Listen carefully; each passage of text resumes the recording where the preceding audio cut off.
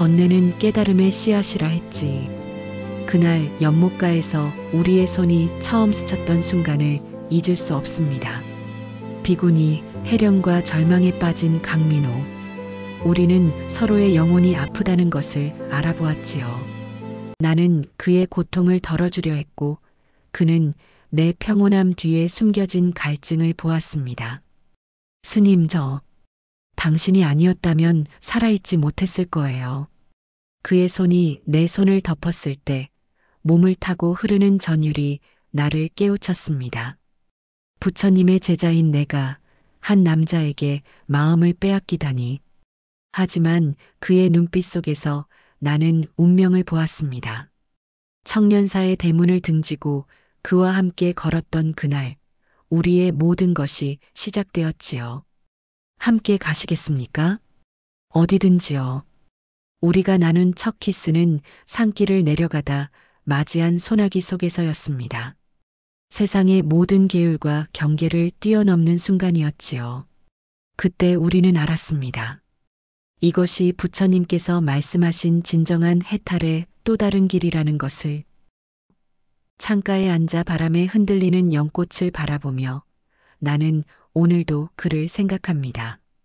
73살의 주름진 내 손가락으로 오래된 염주를 돌리며 청년사에서 보냈던 그 여름날을 떠올립니다. 깊은 산속 청년사는 사계절 내내 고요함이 감돌았습니다. 그 중에서도 새벽은 특별했죠. 아직 세상이 깨어나기 전 맑은 공기와 은은한 새소리만이 절마당을 채우는 시간이었습니다. 이 고요한 새벽의 주지 스님 도안은 일상적으로 새벽 예불을 준비하고 있었어요. 40년 전 어느 가을 새벽 도안 스님은 청년사 돌계단 앞에서 작은 울음소리를 들었습니다. 누군가가 갓난아이를 버려두고 간 것이었죠. 아이의 목에는 이름표조차 없었습니다. 도안 스님은 작은 아이를 품에 안고 깊은 생각에 잠겼어요. 이것도 부처님의 뜻이라 여기며 스님은 그 아이에게 송현이라는 이름을 지어주었습니다. 소나무처럼 굳건하고 연꽃처럼 맑게 살라는 의미였어요. 송현아, 이곳이 내 집이란다. 부처님의 품 안에서 맑고 깨끗한 마음으로 자라거라. 도안 스님의 따뜻한 보살핌 속에 송현은 자랐습니다. 청년사의 일상은 단조로웠지만 평화로웠어요. 새벽 예불을 시작으로 청소, 공양, 경전 공부, 명상까지 정해진 리듬이 있었죠. 어린 송현도 자연스럽게 그 리듬을 따랐습니다. 송현의 눈에는 세상의 모든 것이 신비로웠어요. 아침 이슬에 반짝이는 연꽃, 저녁 하늘을 수놓는 별들, 절마당을 스쳐 지나가는 바람까지. 스님, 저기 별은 왜 저렇게 많은 거예요? 송현아, 저 별들은 모두 중생의 마음과 같단다. 때로는 밝게 빛나고 때로는 구름에 가려지지만 언제나 그곳에 있지. 송현은 스님의 가르침을 마음에 새겼습니다. 부처님의 지혜가 담긴 경전을 배우며 마음을 갈고 닦았죠. 송현의 세상은 청년사라는 작은 울타리 안에 있었지만 그녀의 마음은 무한히 넓어지고 있었습니다. 18살이 되던 해 송현은 불문에 들어가 비구니의 길을 걷기로 결심했어요. 도안 스님은 깊은 통찰력으로 송현의 마음을 들여다보았습니다. 내 마음이 정말 부처님의 길을 따르고자 하는 것이냐? 세속의 삶도 내게는 열려 있단다. 스님, 제 마음은 확고합니다. 이곳에서 부처님의 가르침을 따르는 것이 제 삶의 목적입니다. 도안 스님은 잠시 침묵했습니다. 그리고는 미소를 지으며 고개를 끄덕였죠. 송현의 결심이 진심임을 알았으니까요. 20살이 되던 날 송현은 머리를 깎고 혜련이라는 법명을 받았습니다. 지혜로운 연꽃이라는 의미였어요. 청년사의 비구니가 된 혜련은 더욱 열심히 수행에 정진했습니다.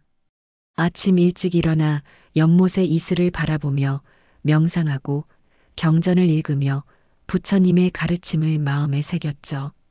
모든 것은 인연에 따라 생기고 사라지는 법. 집착하지 말고 모든 것을 있는 그대로 바라보아야 한다. 해련은 도안 스님의 가르침을 따라 마음의 평화를 찾아갔습니다. 그녀의 일상은 단순했지만 충만했어요. 청년사를 찾아오는 신도들에게 부처님의 가르침을 전하고 고통받는 이들에게 위안을 주는 것이 그녀의 소임이었습니다. 29살이 되던 해 여름, 해련의 평화로운 일상은 예상치 못한 방향으로 흘러가게 됐어요. 그날은 무척 더운 날이었습니다. 절 마당의 나무들조차 더위에 지친 듯 고개를 숙이고 있었죠. 해련은 연못가에서 막 명상을 마치고 요사체로 돌아가는 길이었습니다. 그때였어요. 청년사의 대문 앞에 한 남자가 쓰러져 있는 모습이 보였습니다. 흙먼지를 뒤집어 쓴 채 의식을 잃은 듯 했어요. 해련은 급히 다가갔습니다. 괜찮으신가요? 정신 차리세요. 남자는 힘없이 눈을 떴습니다. 그의 눈빛은 마치 죽음을 앞둔 사람처럼 공허했어요. 해련은 쓰러진 남자를 천천히 일으켜 요사체로 데려갔습니다. 남자는 겨우 30 초반으로 보였지만 그의 얼굴엔 이미 깊은 세월의 흔적이 새겨져 있었죠. 해련은 물 한 잔을 건네며 남자의 상태를 살폈습니다. 이름이 어떻게 되시나요? 여기는 청년사입니다. 남자는 한참을 침묵하다 겨우 입을 열었습니다. 강민호라고 합니다. 죄송합니다. 그냥 걷다가 말을 채 잇지 못하고 강민호는 다시 고개를 떨구었어요. 해련은 더 이상 묻지 않고 조용히 자리를 정리해 주었습니다. 부처님께서는 고통받는 중생에게 자비를 베풀라고 가르치셨죠. 그것이 수행자의 길이라는 것을 해련은 잘 알고 있었습니다. 여기서 쉬세요. 몸과 마음이 지쳐 보입니다. 곧 저녁 공양 시간이니 함께 식사하시면 어떨까요? 강민호는 고개만 끄덕였습니다. 그의 눈빛은 여전히 공허했지만 해련이 건넨 따뜻한 차를 마시며 조금씩 안정을 찾아가는 듯 했어요. 해련은 그를 두고 잠시 저녁 공양을 준비하러 갔습니다.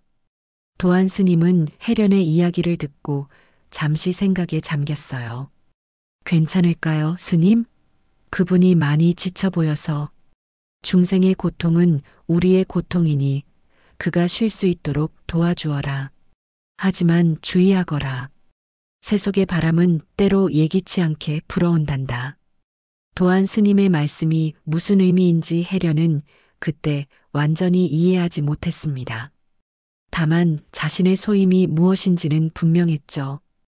고통받는 이를 돕는 것, 그것이 부처님의 가르침이었으니까요. 저녁 공양 시간, 강민호는 조용히 밥을 먹었습니다. 그의 손은 가늘게 떨리고 있었어요. 끼니를 제대로 챙기지 못했던 모양이었죠. 해련은 그가 편안히 식사할 수 있도록 자리를 마련해주고 스스로는 멀찍이 앉아 염주를 돌렸습니다. 이렇게 도와주셔서 감사합니다. 마침내 강민호가 먼저 입을 열었습니다. 그의 목소리는 여전히 힘이 없었지만 적어도 눈빛에 약간의 생기가 돌아온 것 같았어요. 부처님께서는 모든 중생은 서로 연결되어 있다고 가르치셨습니다. 당신의 고통이 조금이라도 줄어든다면 그것으로 충분합니다. 강민호는 쓴웃음을 지었어요. 스님, 저는 이제 더 이상 버틸 힘이 없었습니다. 이곳에 오기 전 저는 강에 몸을 던지려고 했어요.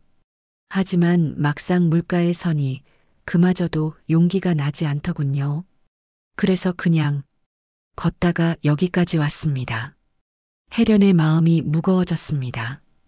눈앞에 이 사람은 삶과 죽음의 경계에 서 있었던 것이었죠. 모든 고통에는 끝이 있습니다. 부처님께서는 고통은 영원하지 않다고 하셨어요. 오늘 밤은 여기서 편히 쉬세요. 내일의 해는 또 다르게 뜰 테니까요. 강민호는 더 이상 말을 잇지 못했습니다. 그저 고개를 숙이고 있었죠. 혜련은 그에게 잠자리를 마련해주고 나왔습니다. 그날 밤 혜련은 평소보다 더 오래 부처님 앞에 앉아 있었어요. 민호의 고통이 조금이라도 덜어지길 기도하면서 말입니다. 다음 날 아침 혜련은 민호가 절마당을 거닐고 있는 것을 발견했습니다. 그의 얼굴은 여전히 지쳐 보였지만 어제보다는 나아 보였어요. 아침 공기가 좋죠? 청년사의 새벽은 특별합니다. 민호는 고개를 끄덕였습니다. 어제는 정신이 없어서 제대로 인사도 못 드렸습니다. 정말 감사합니다, 스님. 혜련이라고 합니다. 어제보다 표정이 좋아 보이네요. 민호는 처음으로 미소를 지어 보였습니다. 그의 미소는 어색했지만 혜련의 마음을 묘하게 움직였어요. 며칠만 여기 있어도 될까요? 아직 돌아갈 곳이 마음의 준비가 안 됩니다. 혜련은 잠시 생각했습니다. 도안 스님의 허락을 받아야 했지만 혜련의 마음은 이미 그를 돕고자 했어요. 물론입니다. 하지만 절에 머무르는 동안 몇 가지 규칙을 지켜야 해요. 새벽 예불과 저녁 예불에 참석하고 절일을 도와주셔야 합니다. 민호는 고개를 끄덕였습니다. 감사합니다. 제가 할 수 있는 일이라면 무엇이든 하겠습니다. 그날부터 민호는 청년사의 일상을 따랐습니다. 처음에는 어색해했지만 곧 적응해 나갔어요. 혜련은 종종 그를 살펴보았습니다. 민호는 부지런히 절 마당을 쓸고 잡초를 뽑고 무거운 물건을 날랐어요. 몸을 움직이는 동안 그의 표정이 조금씩 편안해지는 것이 보였습니다. 작은 일에서부터 시작하는 겁니다. 지금 이 순간에 집중하면 과거의 고통도 미래의 불안도 조금씩 줄어들죠. 혜련의 말에 민호는 진지하게 고개를 끄덕였습니다. 처음엔 믿기 어려웠는데 정말 그런 것 같습니다. 여기 있으니 마음이 조금 가라앉네요. 하지만 밤이 되면 민호의 표정은 다시 어두워졌습니다. 혜련은 그것을 알아차렸어요. 낮에는 잠시 잊었던 고통이 밤의 고요함 속에서 다시 찾아오는 것이었죠. 괜찮으신가요? 잠을 못 이루시는 것 같아서. 일주일이 지났습니다. 민호는 청년사의 일상에 점차 녹아들었어요. 매일 새벽 예불에 참석하고 절 마당을 쓸고 도안 스님의 가르침을 듣는 시간을 가졌습니다. 어느 날 저녁 혜련은 민호가 연못가에 홀로 앉아 있는 것을 발견했어요. 그의 어깨가 무거워 보였습니다. 연꽃은 진흙 속에서 피어나지만 그 더러움에 물들지 않죠. 부처님께서는 우리도 그렇게 살라고 가르치셨습니다. 혜련의 목소리에 민호는 고개를 들었어요. 그의 눈에는 눈물이 맺혀 있었습니다. 스님, 저는 그저 쓰레기 같은 사람입니다. 성공하겠다는 욕심에 너무 많은 것을 놓쳤어요. 사람들을 밟고 이용하고 그러다 결국 모든 것을 잃었습니다. 혜련은 조용히 그의 옆에 앉았습니다. 민호의 목소리는 떨렸어요. 저는 고아원에서 자랐습니다. 항상 남들에게 무시당하지 않겠다고, 꼭 성공해서 모두에게 인정받겠다고 다짐했어요. 그런데 결국 사업에 실패하고 빚더미에 앉았습니다. 이제 돌아갈 곳도 없습니다. 혜련은 민호의 이야기를 들으며 깊은 연민을 느꼈습니다. 그의 고통이 마치 자신의 것처럼 느껴졌어요. 사실 혜련 역시 버려진 아이였으니까요. 다만 자신은 도안 스님의 따뜻한 보살핌 속에 자랐지만 민호는 냉혹한 세상 속에서 홀로 싸워야 했던 것이었죠. 저도 버려진 아이였습니다. 혜련의 말에 민호는 놀란 듯 그녀를 바라보았습니다. 도안 스님께서 이 절 입구에서 저를 발견하셨다고 해요. 제 이름 송현은 스님께서 지어주신 겁니다. 제가 소나무처럼 굳건하고 연꽃처럼 맑게 살라는 뜻으로요. 민호의 눈에 놀라움이 깃들었습니다. 법복을 입고 평온한 미소를 짓던 혜련이 자신과 같은 상처를 가진 사람이라니 믿기 어려웠을 테죠. 그런데 어떻게 그렇게 평온할 수 있나요? 혜련은 잠시 생각에 잠겼습니다. 그것은 그녀 자신도 완전히 이해하지 못한 부분이었으니까요. 부처님의 가르침 덕분인 것 같아요. 모든 것은 변하고 모든 고통에는 끝이 있다는 믿음이 저를 지탱해 주었죠. 당신도 지금은 힘들지만 곧 새로운 길을 찾게 될 거예요. 그날 이후 혜령과 민호는 더 많은 대화를 나누게 되었습니다. 처음에는 부처님의 가르침에 관한 이야기였지만 점차 서로의 삶과 생각에 대한 이야기로 넓어졌어요. 혜련은 자신도 모르게 민호를 기다리게 되었고 그와 나누는 대화 시간이 하루 중 가장 기다려지는 순간이 되었습니다. 어느 날 밤 혜련은 평소와 같이 자선을 하려 했지만 마음이 흐트러졌어요. 눈을 감으면 민호의 얼굴이 떠올랐고 그의 목소리가 귓가에 맴돌았습니다. 혜련의 마음속에 이전에는 느껴보지 못한 감정이 피어나기 시작했어요. 이건 무엇일까? 왜 자꾸 그 사람이 생각나는 걸까? 혜련은 혼란스러웠습니다. 비구니로서 그녀는 세속의 욕망을 초월해야 했어요. 그런데 지금 그녀의 마음은 한 남자에게 향하고 있었습니다. 이것은 분명 번뇌였죠. 부처님께서 경계하신 집착이었습니다. 나는 비구니인데 어떻게 이런 마음을. 혜련은 밤마다 자신의 마음과 싸웠습니다. 자선을 하며 마음을 비우려 했지만 민호의 모습은 계속해서 그녀의 마음속에 떠올랐어요. 그의 슬픈 눈빛, 가끔 보이는 어색한 미소, 절마당을 쓸 때의 진지한 모습까지 모두가 혜련의 마음을 흔들었습니다. 중생의 고통을 덜어주는 것이 수행자의 길입니다. 그런데 왜 나는 그 이상의 것을 바라고 있는 걸까? 혜련은 자책했습니다. 하지만 그녀의 마음은 이미 흔들리고 있었어요. 그것은 단순한 연민이나 자비를 넘어선 감정이었습니다. 그녀는 이것이 사랑이라는 것을 알았습니다. 금지된 감정이었죠. 한 달이 지났습니다. 민호는 많이 달라져 있었어요. 그의 눈빛에는 생기가 돌아왔고 표정도 밝아졌습니다. 그는 이제 절에서의 생활에 완전히 적응했고 심지어 불교에 관한 책도 읽기 시작했어요. 스님 덕분에 많이 나아진 것 같습니다. 이제는 세상으로 돌아가 새로운 시작을 해야 할 것 같아요. 민호의 말에 혜련의 가슴이 철렁 내려앉았습니다. 물론 그가 언젠가는 떠날 것을 알고 있었지만 막상 그 말을 들으니 마음이 무너지는 듯 했어요. 그래요. 언제 떠날 계획인가요? 혜련은 최대한 담담하게 물었습니다. 하지만 그녀의 목소리는 미세하게 떨렸죠.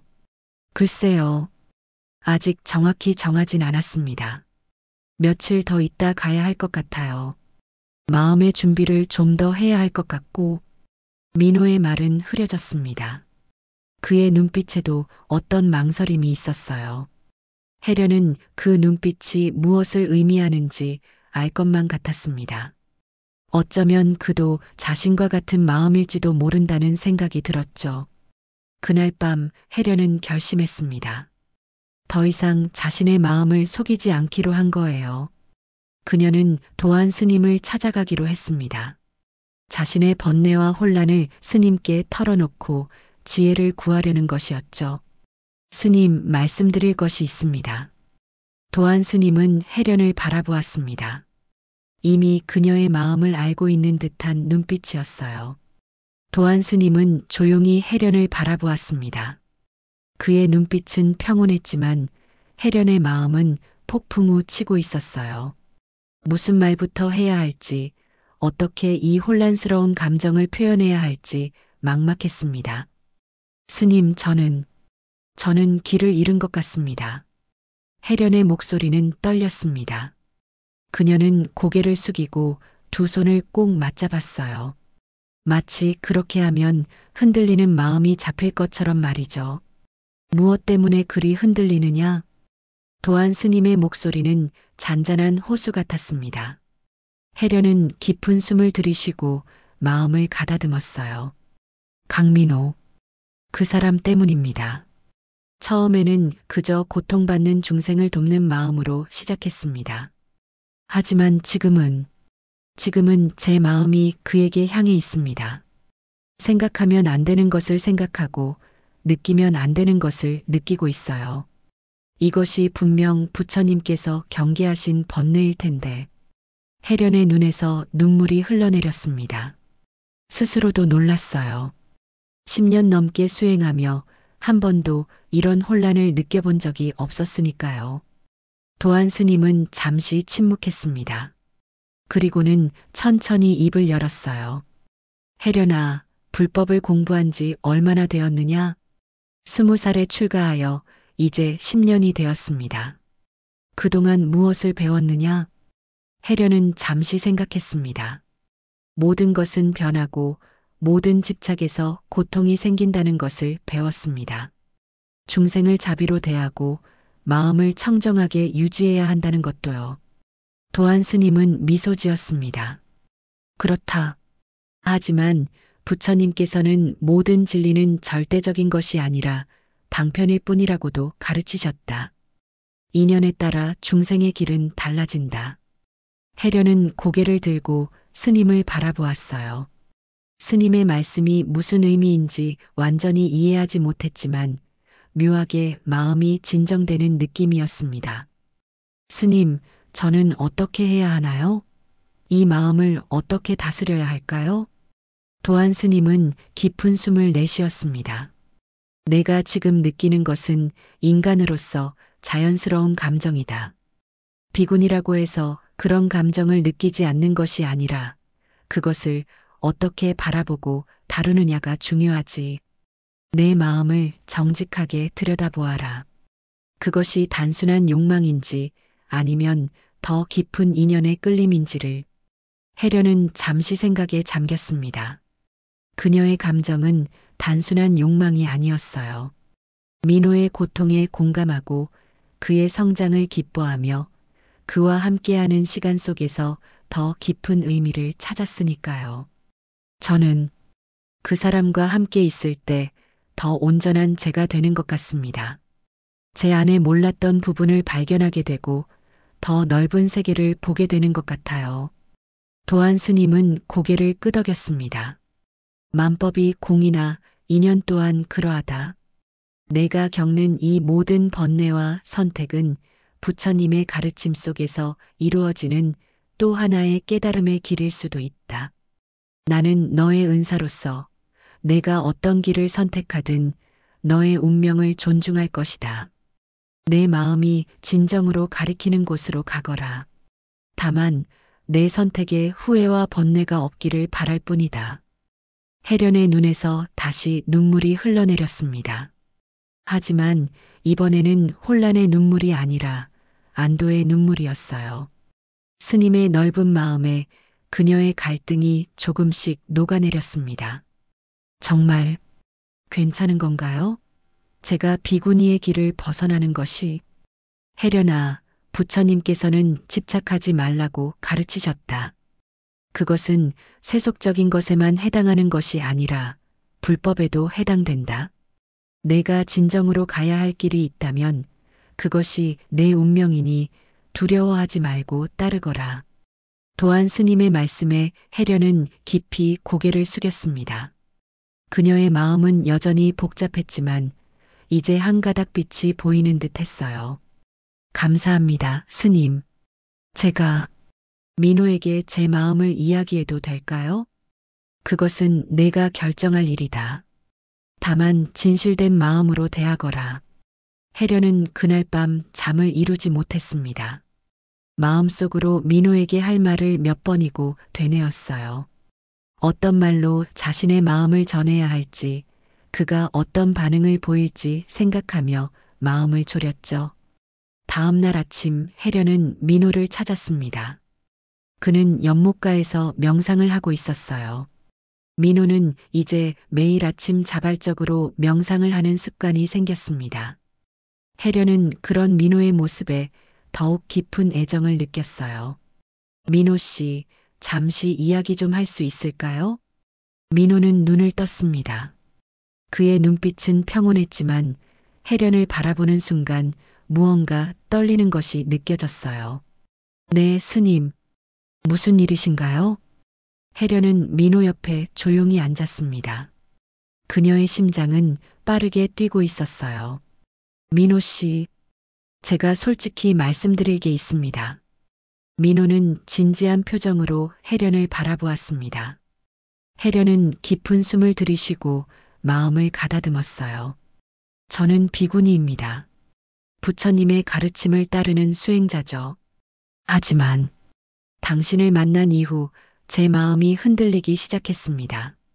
처음에는 그저 고통받는 사람을 돕는 마음이었는데 어느새 그 이상의 감정이 생겼어요. 이것이 옳은지 그른지는 모르겠지만 적어도 제 마음은 진실합니다. 혜련의 고백에 민호의 눈이 커졌습니다. 그는 잠시 말을 잇지 못했어요. 혜련은 초조하게 그의 반응을 기다렸습니다. 스님, 아니, 혜련님, 저도 비슷한 마음이었습니다. 하지만 감히 말씀드릴 수 없었어요. 당신은 비군이시고 저는 그저 버려진 인생인데. 민호의 말에 혜련의 가슴이 뛰었습니다. 그도 자신과 같은 마음이었다니 꿈만 같았어요. 저도 버려진 아이였습니다. 그리고 지금 당신은 더 이상 버려진 인생이 아니에요. 새로운 시작을 앞둔 사람이죠. 두 사람의 눈빛이 마주쳤습니다. 그 속에는 말로 다 표현할 수 없는 감정이 담겨 있었어요. 이른 아침, 청년사는 여느 때와 같이 고요했습니다. 하지만 그 고요함 속에 작은 변화가 깃들고 있었어요. 혜련은 자신의 방을 정리하고 있었습니다. 20년 가까이 머물렀던 공간이었지만 그녀가 가져갈 것은 많지 않았어요. 몇 벌의 옷과 불경한 권, 그리고 도안 스님께서 어린 시절 선물해 주신 작은 염주가 전부였죠. 정말 이대로 떠나는 것이 맞는 걸까? 혜련의 마음속에 다시 불안이 스쳤습니다. 비구니의 길을 떠나 세속으로 돌아간다는 것은 그녀가 평생 알고 있던 모든 것을 뒤로하고 새로운 삶을 시작하는 것이었으니까요. 하지만 동시에 그녀의 마음속에는 희망과 설렘도 있었어요. 민호와 함께하는 새로운 삶, 그것은 두렵지만 분명 의미 있는 여정이 될 것이었습니다. 문득 도안 스님의 목소리가 들렸습니다. 모든 준비가 끝났느냐? 혜련은 고개를 들고 스님을 바라보았어요. 스님의 얼굴에는 슬픔과 이해가 공존하고 있었습니다. 네, 스님. 이제 다 되었습니다. 도안 스님은 조용히 방 안으로 들어와 혜련의 맞은편에 앉았어요. 그의 눈에는 깊은 연륜이 담겨 있었습니다. 내가 이 길을 택한 것을 후회하지는 않느냐? 혜련은 잠시 생각했습니다. 후회? 아니, 그것은 아니었어요. 두려움은 있지만 후회는 없었습니다. 아닙니다, 스님. 이 선택이 쉬운 것은 아니지만 제 마음이 이끄는 대로 따르는 것이 옳다고 생각합니다. 도안 스님은 미소 지었습니다. 그의 미소는 따뜻했어요. 부처님께서는 진리를 찾는 길은 하나가 아니라 여럿이라고 가르치셨다. 내가 선택한 길도 또 다른 깨달음으로 이어질 수 있을 것이다. 다만 어떤 상황에서도 부처님의 가르침을 잊지 말거라. 자비와 지혜를 항상 마음에 새기고 살아가면 세속에 있어도 청정한 마음을 유지할 수 있을 것이다. 혜련의 눈에 눈물이 고였습니다. 도안 스님은 그녀에게 아버지와 같은 존재였어요. 그를 떠난다는 것은 마치 자신의 일부를 떼어내는 것과 같았습니다. 스님, 그동안 보살펴 주신 은혜, 어떻게 갚아야 할지 모르겠습니다. 도안 스님은 천천히 손을 내밀어 혜련의 어깨를 가볍게 토닥였어요. 은혜를 갚고 싶다면 행복하게 살 거라. 그것이 나에게 줄 수 있는 가장 큰 선물이다. 혜련은 고개를 끄덕였습니다. 그녀의 마음속에 결심이 단단해졌어요. 한편 민호는 대웅전 앞에서 불안한 마음으로 기다리고 있었습니다. 그의 눈빛에는 설렘과 두려움이 공존했어요. 혜련과 함께 새로운 삶을 시작한다는 것은 그에게도 큰 변화였으니까요. 괜찮은 걸까? 내가 혜련을 행복하게 해줄 수 있을까? 민호의 마음속에도 불안이 있었습니다. 그는 실패한 사람이었어요. 사업에 실패하고 빚더미에 앉고 심지어 삶을 포기하려 했던 사람이었죠. 그런 자신이 혜련에게 행복을 줄 수 있을지 확신이 서지 않았습니다. 그때 혜련이 도안 스님과 함께 나타났어요. 혜련은 더 이상 비구니 복장이 아니었습니다. 단정한 개량 한복을 입고 있었어요. 머리도 더 이상 삭발이 아니었죠. 짧은 머리였지만 그래도 민호의 눈에는 그 어떤 모습보다 아름다워 보였습니다. 준비됐나요? 혜련의 질문에 민호는 고개를 끄덕였습니다. 그의 마음은 떨렸지만 그래도 확신이 있었어요. 혜련과 함께라면 어떤 어려움도 이겨낼 수 있을 것 같았습니다. 네, 준비됐습니다. 송현 씨. 민호는 처음으로 혜련의 속명인 송현을 불렀습니다. 이제 그녀는 비구니 혜련이 아니라 한 여자 송현으로서 새로운 삶을 시작하는 것이었으니까요. 송현은 미소 지었습니다. 그녀의 미소는 따뜻했어요. 이제 가볼까요? 두 사람은 도안 스님에게 마지막 인사를 드렸습니다.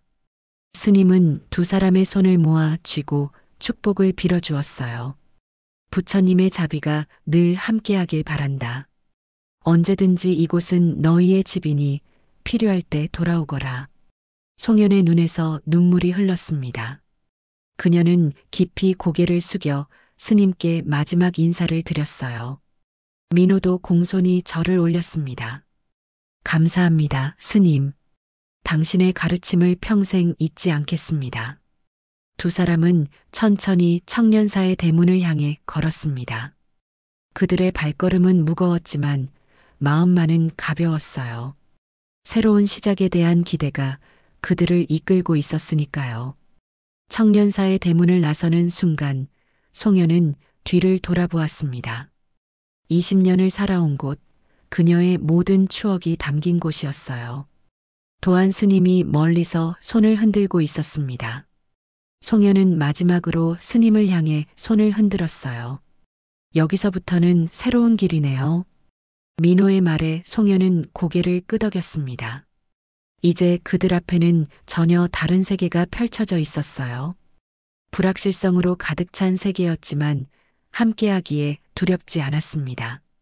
함께라면 어떤 길도 걸어갈 수 있을 거예요. 민호는 조심스럽게 송현의 손을 잡았습니다. 처음으로 나눈 신체적 접촉이었어요. 송현은 잠시 놀랐지만 곧 민호의 손을 마주 잡았습니다. 그의 손은 따뜻했어요. 두 사람은 천천히 산길을 내려갔습니다. 청년사에서 마을까지는 꽤 먼 거리였지만 그들에겐 서두를 필요가 없었어요. 이제 그들은 자신만의 시간을 갖게 되었으니까요. 어디로 갈까요? 민호의 질문에 송현은 잠시 생각했습니다. 그녀는 세상에 대해 잘 알지 못했어요. 청년사 밖의 세계는 그녀에게 낯선 곳이었죠. 당신이 이끄는 대로 따를게요. 저는 세상에 대해 잘 모르니까요. 민호는 고개를 끄덕였습니다. 그는 송현을 위해 최선을 다할 것을 마음속으로 다짐했어요. 걱정 마세요. 처음에는 작은 도시에서 시작하는 게 좋을 것 같아요. 제가 조금이나마 아는 곳이니까요. 산길을 따라 내려온 송현과 민호는 작은 버스 정류장에 도착했습니다. 송현에게는 모든 것이 낯설었어요. 버스를 타는 것도 다른 사람들 사이에 섞여 있는 것도 처음 경험하는 일이었죠. 민호는 그런 송현을 세심하게 배려했습니다. 괜찮아요? 사람이 많아서 불편하시죠? 송현은 고개를 저었습니다. 불편하기보다는 신기했어요. 다양한 표정을 한 사람들, 각자의 삶을 살아가는 이들의 모습이 흥미롭게 느껴졌습니다. 괜찮아요. 오히려 신기해요. 이렇게 많은 사람들이 각자의 인연을 따라 살아가는 모습이. 민호는 미소 지었습니다. 송현의 순수한 시선이 그에게는 새로운 관점을 주었어요. 그동안 그는 세상을 경쟁과 생존의 장소로만 여겼는데 송현은 그곳에서도 부처님의 가르침을 발견했으니까요. 버스는 3시간을 달려 작은 도시에 도착했습니다. 송현은 창밖으로 보이는 높은 건물들과 분주한 거리를 신기하게 바라보았어요. 청년사에서는 볼 수 없었던 풍경이었습니다. 여기가 우리가 살 곳인가요? 민호는 고개를 끄덕였습니다. 그는 이 도시에서 잠시 일을 한 적이 있었어요. 그래서 몇몇 사람들을 알고 있었고 일자리를 구할 수도 있을 것이라 생각했습니다. 일단은 여기서 시작해 보려고 해요.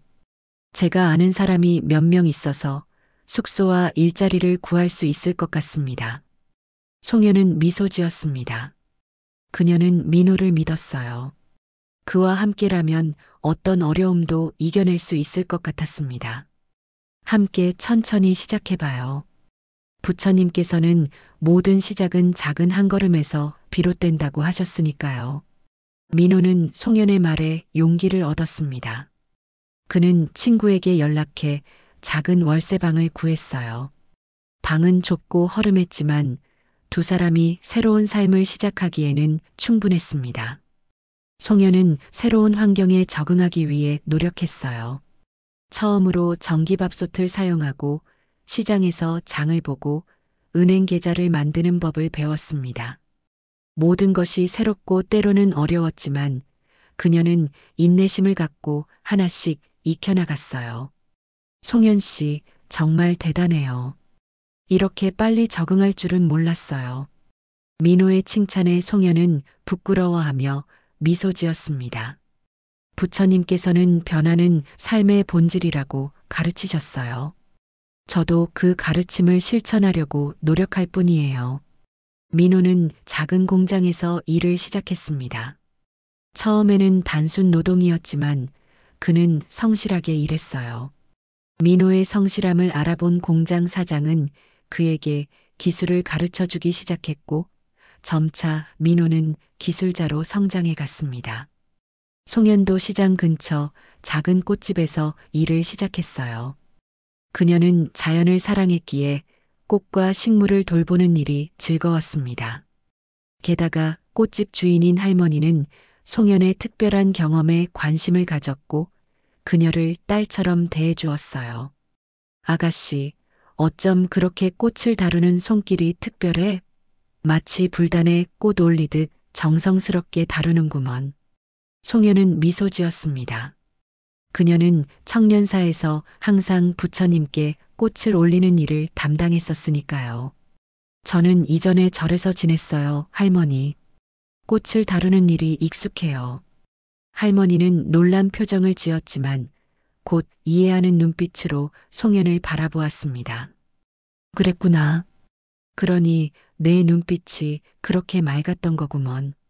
이제 세상에 나와 새 삶을 시작한 거니? 송현은 고개를 끄덕였어요. 할머니는 더 이상 묻지 않고 그녀를 따뜻하게 대해주었습니다. 송현은 할머니에게 감사했어요. 낯선 세상에서 그녀를 있는 그대로 받아들여준 첫 번째 사람이었으니까요.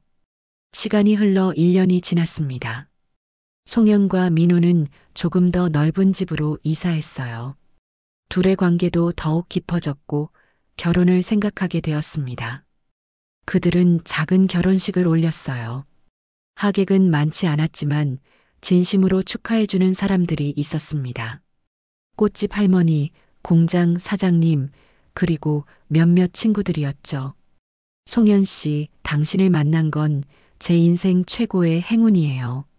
앞으로도 함께 걸어가요. 민호의 진심 어린 고백에 송현은 눈물을 흘렸습니다. 그녀는 민호의 손을 꼭 잡았어요. 저도 당신을 만나 행복해요. 우리의 인연은 부처님께서 맺어주신 것 같아요. 결혼 후 두 사람의 삶은 더욱 안정되어 갔습니다. 민호는 점차 기술을 인정받아 급여가 올랐고 송현도 꽃집에서 인정받는 직원이 되었어요. 그들은 비록 큰 성공을 이루지는 못했지만 작지만 행복한 삶을 살아가고 있었습니다. 그러던 어느 날 송현이 민호에게 특별한 소식을 전했어요. 민호 씨, 우리에게 아이가 생겼어요. 민호의 눈이 커졌습니다.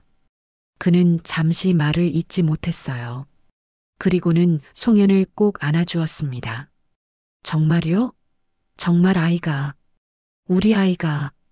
송현은 미소 지으며 고개를 끄덕였어요. 그녀의 눈에도 눈물이 고였습니다. 네, 우리 아이예요. 새로운 생명이 우리에게 찾아온 거죠. 민호는 그 순간 처음으로 가족이라는 단어의 진정한 의미를 느꼈습니다. 그는 고아원에서 자랐기에 가족의 따뜻함을 모르고 살았어요. 하지만 이제 그에게도 진정한 가족이 생기는 것이었습니다. 송현 씨, 정말 고마워요. 당신 덕분에 저는 다시 태어난 것 같아요. 이제는 더 이상 외롭지 않아요. 송현은 민호의 마음을 이해했습니다. 그녀 역시 버려진 아이였으니까요. 하지만 그녀는 도안 스님의 보살핌 속에 자랐고 이제는 자신의 가족을 이룰 수 있게 되었습니다. 우리 아이는 절대 외롭지 않을 거예요. 우리가 온 마음을 다해 사랑해 줄 테니까요. 아이가 태어난 후 그들의 삶은 더욱 풍요로워졌습니다. 작은 딸 지혜는 두 사람에게 무한한 기쁨을 가져다 주었어요. 민호는 더 열심히 일했고 송현은 아이를 돌보며 꽃집 일을 병행했습니다. 그들의 삶은 바쁘고 때로는 힘들었지만 행복했어요. 지혜야, 이리 와봐. 엄마가 연꽃 접는 법을 가르쳐 줄게. 5살이 된 지혜는 호기심 가득한 눈으로 송현의 손길을 따라했습니다. 송현은 딸에게 부처님의 가르침도 조금씩 들려주었어요. 욕심내지 않고 다른 사람을 배려하며 감사하는 마음으로 살아가는 법을 가르쳤죠. 세월은 강물처럼 흘러갔습니다. 송현과 민호의 머리카락에 하얀 서리가 내리기 시작했고 딸 지혜는 어느새 성인이 되어 자신만의 삶을 꾸려나갔어요. 지혜는 대학에서 심리학을 공부했습니다. 어머니 송현에게서 배운 자비로운 마음과 사람을 이해하는 태도가 그녀의 진로를 결정하는 데 큰 영향을 미쳤죠. 엄마, 오늘 첫 환자를 만났어요. 많이 긴장됐지만 엄마가 항상 말씀하셨던 것처럼 상대의 고통을 나의 고통처럼 느끼며 대화를 나눴더니 정말 도움이 되더라고요. 송현은 딸을 자랑스럽게 바라보았습니다. 지혜는 부처님의 가르침을 자연스럽게 자신의 일에 녹여내고 있었어요. 그래, 부처님께서는 모든 중생은 행복하기를 원하고 고통에서 벗어나기를 원한다고 하셨지. 그 마음을 기억한다면 어떤 사람도 이해할 수 있단다. 민호는 이제 60을 훌쩍 넘긴 나이였지만 여전히 작은 공장에서 일했습니다. 그는 이제 그곳의 팀장이 되어 후배들을 가르치는 위치가 되었어요. 한때 세상에 버려졌다고 생각했던 그는 이제 많은 이들에게 지혜와 경험을 나누는 멘토가 되었습니다. 민호 씨, 오늘도 수고 많으셨어요. 저녁 준비해놨어요. 송현은 항상 민호를 따뜻하게 맞아주었습니다. 세월이 흘러도 그녀의 미소는 변함없이 맑았어요. 비록 주름이 늘었지만 그녀의 눈빛에는 여전히 청년사 연못의 맑은 물결 같은 평온함이 깃들어 있었습니다. 고마워요, 송현 씨. 당신 덕분에 하루를 마무리하는 시간이 항상 행복해요. 두 사람은 작지만 편안한 집에서 여유로운 노후를 보내고 있었습니다. 송현은 베란다에 작은 화단을 만들어 꽃을 가꾸었고 민호는 손재주를 살려 작은 목공 예품들을 만들었어요. 그들은 큰 부를 이루지는 못했지만 서로에게 충분한 행복을 느끼며 살아가고 있었습니다. 하지만 행복한 시간도 영원할 수는 없었어요. 민호가 78살이 되던 해 겨울, 그는 갑자기 건강이 악화되었습니다. 처음에는 가벼운 기침으로 시작했지만 점점 심해져 결국 병원에 입원하게 되었어요. 괜찮을 거예요, 민호 씨. 조금 쉬면 나아질 거예요. 송현은 민호의 손을 꼭 잡으며 위로했습니다. 하지만 그녀의 마음속 깊이 불안이 자리 잡고 있었어요. 민호의 상태가 점점 나빠지고 있다는 것을 그녀도 알고 있었으니까요. 의사는 민호에게 폐렴이 발생했고 나이가 많아 회복이 쉽지 않을 것이라고 했습니다. 송현은 병원에서 밤낮으로 민호를 간호했어요. 그녀는 부처님께 남편의 건강을 위해 기도했습니다. 부처님, 제발 민호가 고통 없이 편안하게 해주세요. 그가 아프지 않게 해주세요. 하지만 민호의 상태는 점점 악화되었습니다. 그는 숨쉬기가 힘들어졌고 의식도 자주 흐려졌어요. 송현은 그의 손을 잡고 밤새 지켰습니다. 그녀의 눈에는 슬픔이 가득했지만 민호 앞에서는 최대한 미소를 지었어요. 송현 씨. 어느 날 밤 민호가 희미한 목소리로 송현을 불렀습니다. 그의 목소리는 약했지만 또렷했어요. 여기 있어요, 민호 씨. 제가 여기 있어요. 송현은 재빨리 민호의 손을 잡았습니다. 민호의 눈은 반짝였어요. 마치 젊은 시절로 돌아간 것처럼 말이죠. 고마워요. 당신을 만난 건 내 인생 최고의 행운이었어요. 민호의 말에 송현의 눈에서 눈물이 흘러내렸습니다. 그녀는 고개를 저었어요. 아니에요. 제가 감사해야 해요. 당신 덕분에 저는 더 넓은 세상을 알게 되었고 진정한 사랑을 경험했어요. 우리 딸 지혜도 낳았고 당신은 저의 가장 소중한 인연이에요. 민호는 힘겹게 미소 지었습니다. 그의 손이 송현의 얼굴을 쓰다듬었어요. 송현, 아니 혜련, 내 인생의 황금 같은 행운은 당신이었소. 당신은 나를 절망의 늪에서 건져 올린 운명이자 내 삶의 이유보다도 중요한 존재였소. 고맙소. 나의 전부. 송현은 민호의 말에 놀랐습니다. 그가 자신을 혜련이라고 부른 것은 정말 오랜만이었어요. 그리고 그의 말투도 달라졌습니다. 마치 마지막 인사를 하는 것 같았어요. 민호 씨 괜찮아요. 곧 나아질 거예요. 우리 아직 함께할 시간이 많이 남았어요. 하지만 민호의 눈빛이 점점 흐려지기 시작했습니다. 그의 호흡이 얕아졌어요. 미안해요. 먼저 가게 되어서. 하지만 걱정 마세요. 언젠가 다시 만날 테니까. 민호의 마지막 말이었습니다. 그의 손에 힘이 빠졌고 숨이 멈췄어요. 송현은 한동안 그 사실을 받아들이지 못했습니다. 그녀는 민호의 손을 꼭 잡은 채 울음을 터뜨렸어요. 민호 씨, 가지 마세요. 제발. 하지만 민호는 이미 이 세상을 떠났습니다. 송현은 그의 얼굴을 쓰다듬었어요. 민호의 표정은 평온했습니다. 마치 오랜 여행 끝에 편안한 휴식을 취하는 것처럼 말이죠. 지혜가 달려왔습니다. 그녀도 아버지의 죽음 앞에 슬픔을 감추지 못했어요. 엄마, 아빠가. 송현은 딸을 안아주었습니다. 두 사람은 함께 울었어요. 그들의 슬픔은 깊었지만 동시에 민호가 그들에게 준 사랑과 추억에 대한 감사함도 있었습니다. 아빠는 이제 편안하게 쉬고 계실 거야. 부처님 곁에서. 장례식은 조용하게 치러졌습니다. 민호가 일했던 공장의 동료들, 이웃들, 그리고 오랜 친구들이 모여 그의 마지막 길을 배웅했어요. 송현은 남편을 위해 특별한 불경을 읊어주었습니다. 그것은 도안 스님께 배운 것으로 영혼이 평안하게 다음 세계로 갈 수 있도록 기원하는 내용이었어요. 부처님의 자비로운 빛이 당신의 길을 비추길 바랍니다. 모든 번뇌에서 벗어나 평안히 쉬소서. 민호가 떠난 후 송현의 삶은 적막해졌습니다. 함께 보낸 50년의 시간이 꿈처럼 느껴졌어요. 때로는 민호의 목소리가 들리는 것 같았고, 때로는 그가 현관문을 열고 들어올 것만 같았습니다. 하지만 그것은 모두 송현의 그리움이 만들어낸 환상일 뿐이었죠.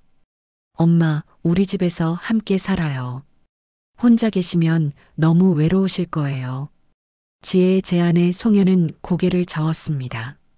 그녀에게는 아직 해야 할 일이 남아 있었어요. 아니야, 지혜야. 엄마는 잠시 여행을 다녀올 거야. 오래전부터 가보고 싶었던 곳이 있어.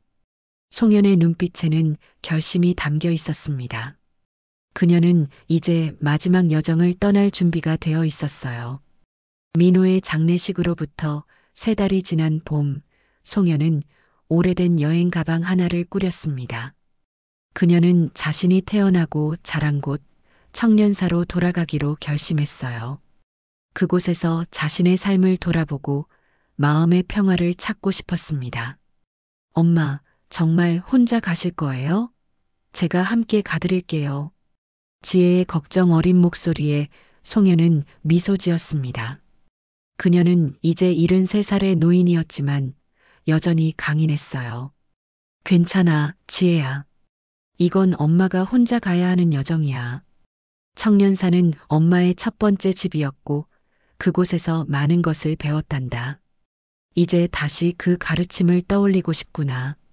지혜는 어머니의 결심을 이해했습니다. 그녀는 송현을 버스터미널까지 배웅했어요. 조심하세요, 엄마. 그리고 필요하면 언제든 전화하세요.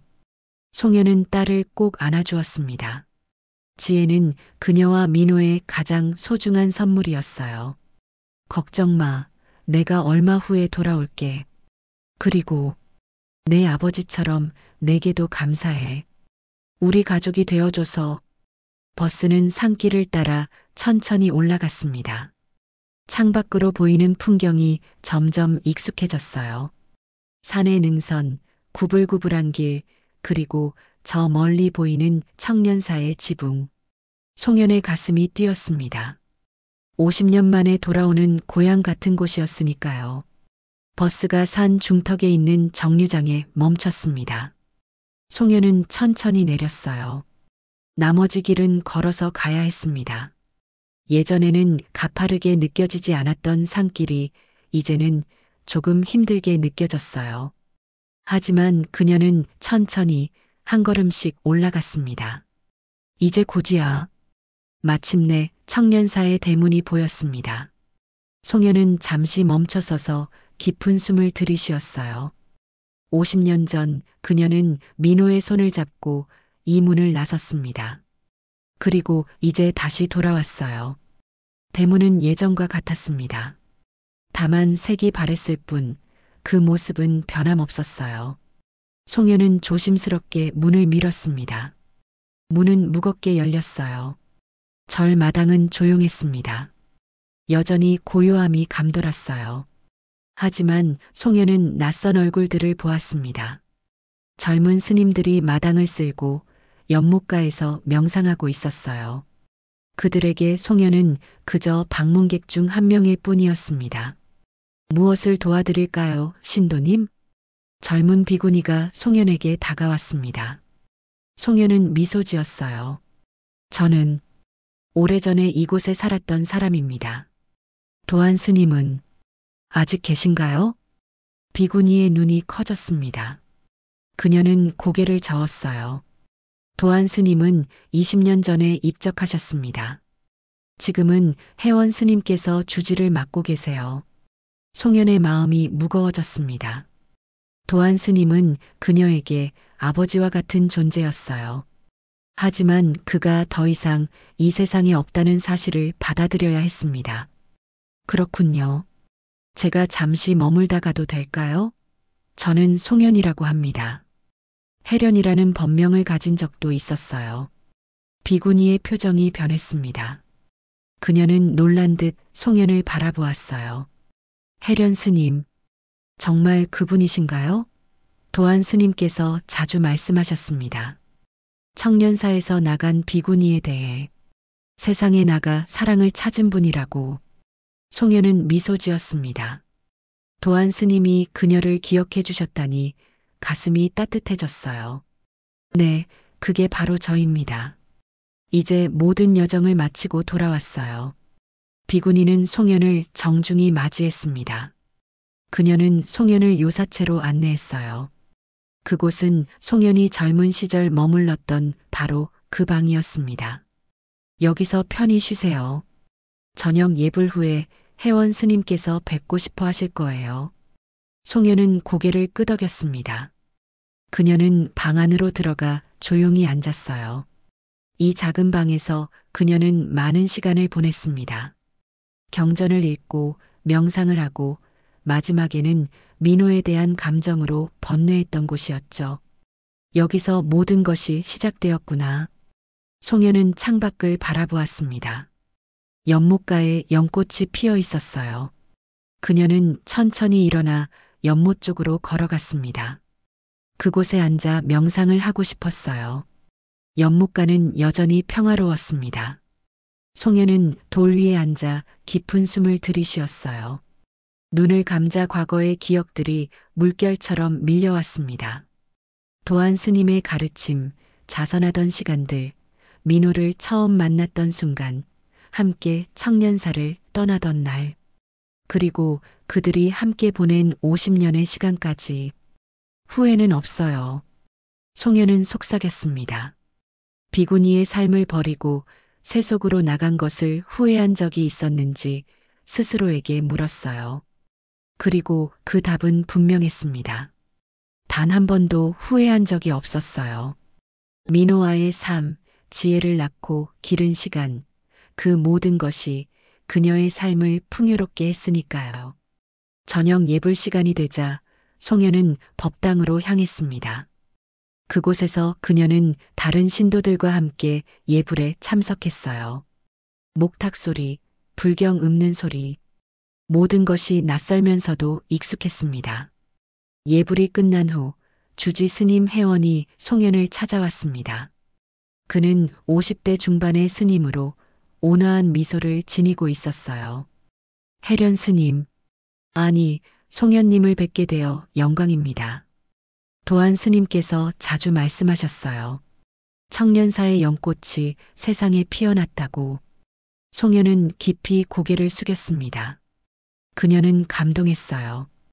도안 스님이 그녀를 원망하지 않고 기억해 주셨다니 감사했습니다. 스님, 도안 스님의 사리탑이 어디 계신지 알려주실 수 있을까요? 인사드리고 싶습니다. 혜원 스님은 고개를 끄덕였습니다. 그는 송현을 청년사 뒤편 작은 언덕으로 안내했어요. 그곳에는 몇 개의 사리탑이 있었고 그 중 하나가 도안 스님의 것이었습니다.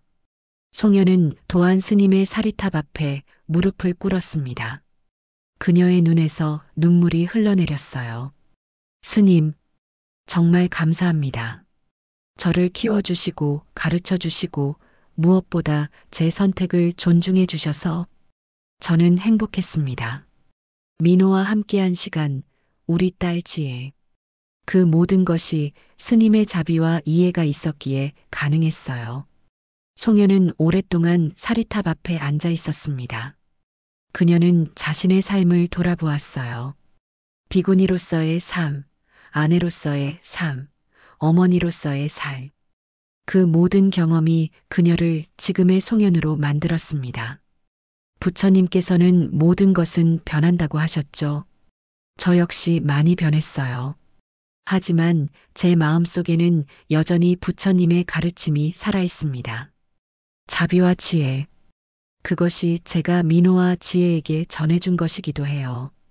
다음 날 아침, 송현은 일찍 일어나 연못가에 앉았습니다. 아침 이슬을 머금은 연꽃이 아름답게 피어 있었어요. 그녀는 깊은 명상에 잠겼습니다. 명상 속에서 송현은 깨달았습니다. 그녀의 삶은 청년사를 떠났지만 부처님의 가르침은 떠나지 않았다는 것을. 오히려 그녀는 세상 속에서 그 가르침을 실천했어요. 민호에게 만족하는 삶의 지혜를 가르쳐 주고 지혜에게 자비로운 마음을 물려주었습니다. 모든 것은 인연입니다. 제가 민호를 만난 것도 지혜를 낳은 것도 그리고 이제 다시 청년사로 돌아온 것도 모두 부처님의 가르침 안에 있는 것이었어요.